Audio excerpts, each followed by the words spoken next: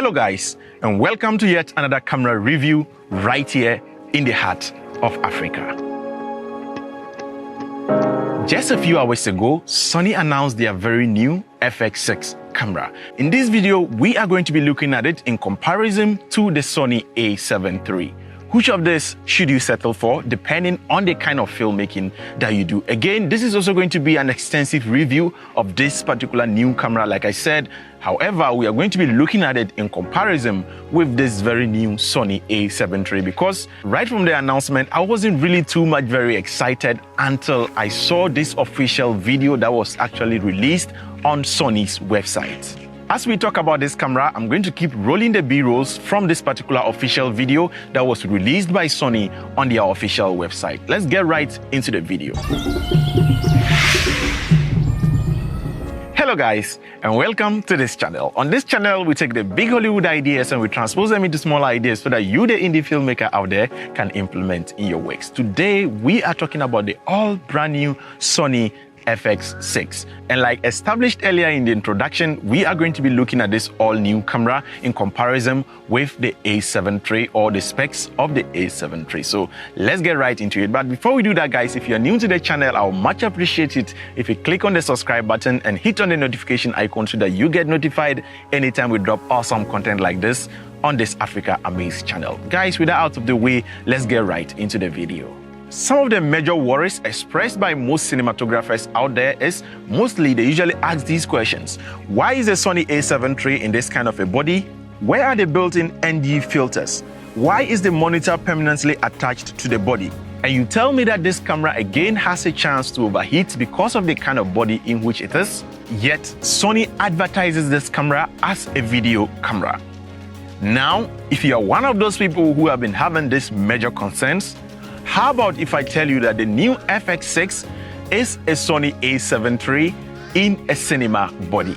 Now, for most of you out there who have been expressing this kind of concerns, I say all this from the background that these two cameras have a lot in common. And like I said, almost all the specs of the A7 III is what has been moved onto this camera. And it doesn't just end there, because this camera is in a cinema body, and so a lot of things have also been improved.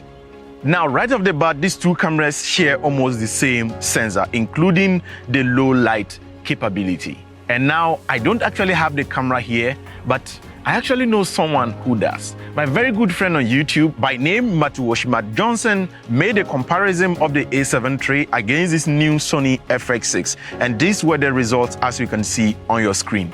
It looks like the reign of the Sony A7 III as the ultimate low light monster has been cut short. Not exactly cut short, but it looks like it has to share the glory with this new Sony Fx6. This is truly mind-blowing, guys, because we are talking about a cinema camera here. We all know that when it comes to cinema cameras, they need a lot of light to function, and that is what we all have been accustomed to for a very long time now. But it's amazing that we are here today having this conversation in this video where we are comparing the low light capability of a mirrorless camera to a fully fledged functional cinema camera. Again, this camera does 4K at 120 FPS in 10-bit 422, and in 1080p, it can record up to 240 frames per second. It can also record ProRes RAW externally onto an external recorder. And what makes this unique, or what makes this different from the A7 III, is that this is done through an SDI port. Guys, of course, this is a cinema camera, and so this is well expected. Unlike the A7 III, you are looking at it from the angle of using an HDMI. But this is a fully fledged cinema camera, and so it made sense that Sony actually made this, or they actually added this capability through the SDI out port instead of an HDMI. And guys, it doesn't just end there. This cinema camera comes packed with an auto-focusing system, and I dare say it is going to be slightly better than what we know of the A7 III. Now guys, the A7 III has been touted of having one of the best autofocusing systems in the world. And just a few months later, we are here in this video talking about how another camera has a slightly better autofocusing system than it.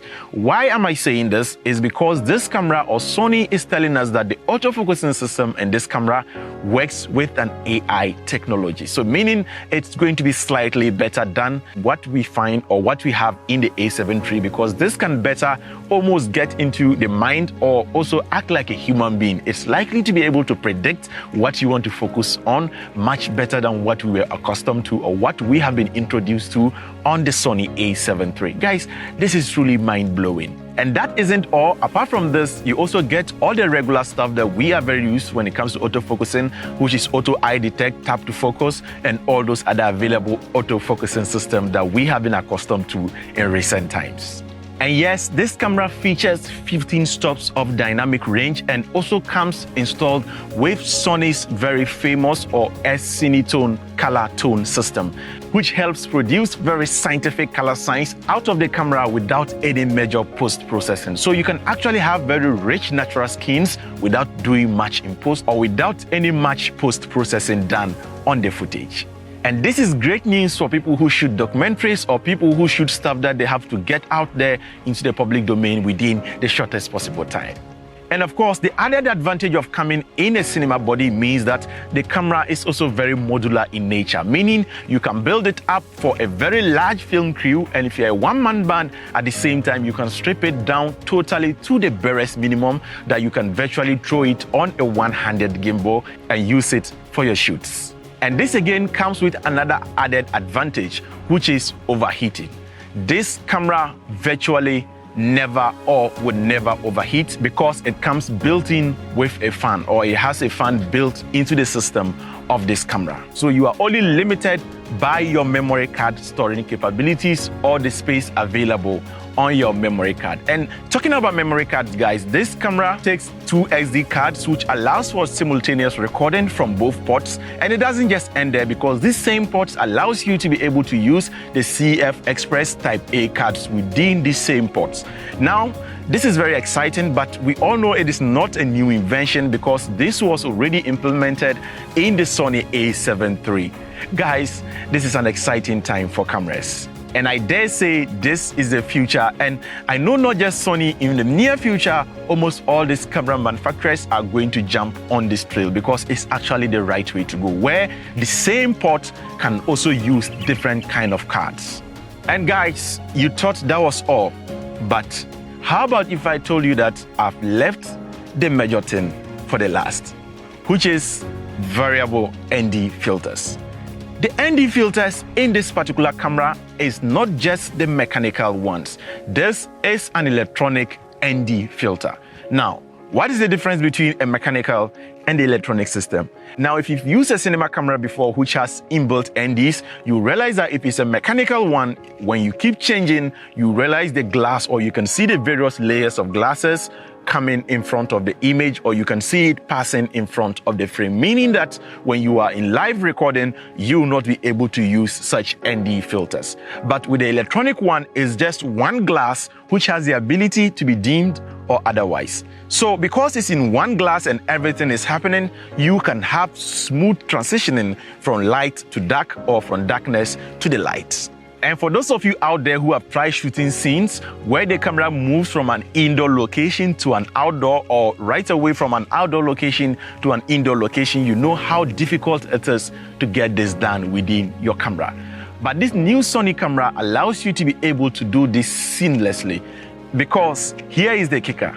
You can actually put this variable ND system on auto adjust, which is not going to affect your shutter speed or aperture in any way. Guys, this opens up a whole new world of possibilities for the indie film world, or someone, or if you're a one-man band, this is great news for you, as you don't need any large crew to be able to achieve this anymore. Now, since the beginning of this video, we've been talking about all good about this camera. It looks like this camera is flawless and it has everything. That isn't the case, guys. Unfortunately, there are some letdowns of this camera, especially from my perspective. Now, one of the major letdowns for me is the fact that this camera doesn't come equipped with an internal stabilization system. And guys, again, it is unbelievable that we are here talking about a cinema camera and I'm here talking about internal stabilization system, because this conversation wouldn't have happened just some few years ago. But with the recent announcement of Canon's C70, we realize that everything is possible, as this camera comes equipped with an internal stabilization system. And if you haven't watched my review on the Canon C70, I'm going to link it up here or have the links in the description below. Kindly go through the channel and watch this video for yourself to learn more about this Canon C70. So, looking at the fact that they are going to be within the same price range, it is going to be a stiff competition. So for me, it was a little bit of a letdown by not including IBIS into this particular camera, looking at the fact that its competitor is actually going to have that in that particular Canon camera. But nevertheless, everything else is fine for me.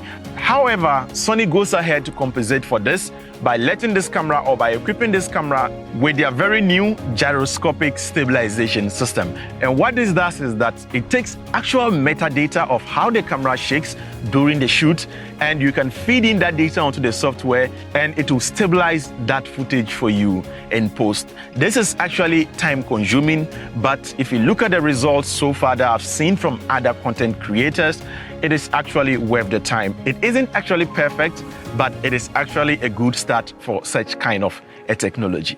Thank you very much for watching this video, guys. And again, if you want a much more scientific review of this camera, I'm going to have links to Gerald and Dan's video in the description below, and my very good friend Matt's video in the description below. Kindly go there and check their videos out if you want more information on this. Thank you so much for watching, guys. And if you're new to the channel, I'll much appreciate it if you click on the subscribe button and hit on the notification icon so that you get notified anytime we drop awesome content like this on this channel. And if you did get a ton of information out of this video, kindly click on the like button, because it goes a long way in helping other people discover this video on YouTube. And until next time, as always, guys, keep practicing filmmaking. Peace out.